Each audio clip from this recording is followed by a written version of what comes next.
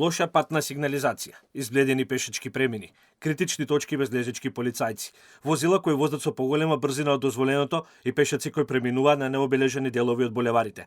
Ваква е сликата по улиците во главниот град. Граѓаните загрижени апелираат надлежните да најдат решение со кој ќе се намалат се зачестените несреќи, но признаваат дека и пешаците не се внимателни и не ги почитуваат правилата во сообраќајот. Претрчуваат на булеварите каде нема пешачки премини. Преминуваат и тогаш кога семафорите за пешаци светат црвено. Граѓаните бараат поголеми казни за сите, но и подобра пешачка инфраструктура. По мене да, ако се внимава, ерино видите што се случува во задно време. Јас секогаш поминувам на пешачки, сматрам дека сум безбеден, али ипак обрнувам внимание да некој не претрчи поред мене. Па има и тоа, можам да ви кажам. Живеем на аеродром и по булеварот Кузман Јосифовски Питу, мислам дека секое второ возило има поголема брзина него дозволената од 50 км на час.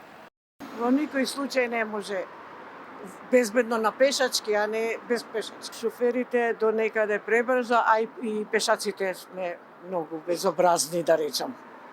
Не гледаме дали е пешачки, дали не е, дали семафор не е отворен или не е, побрзо да поминеме. Па, кога како? Зависи. Шоферите некогаш пуштаат да поминеме, некогаш не пуштаат некој. Статистиките на МВР покажуваат дека околу 30 пешаци годишно го губат животот во главниот град во последните 5 години.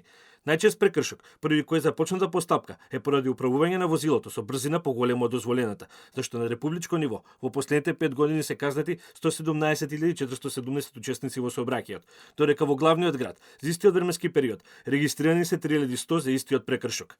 МВР санкционирала и 300 водачи кои возеле под дејство на алкохол. Негативните статистики и големиот број на жртви го вклучи алармот кај надлежните кои ги заострија контролите на патиштата ширум државава.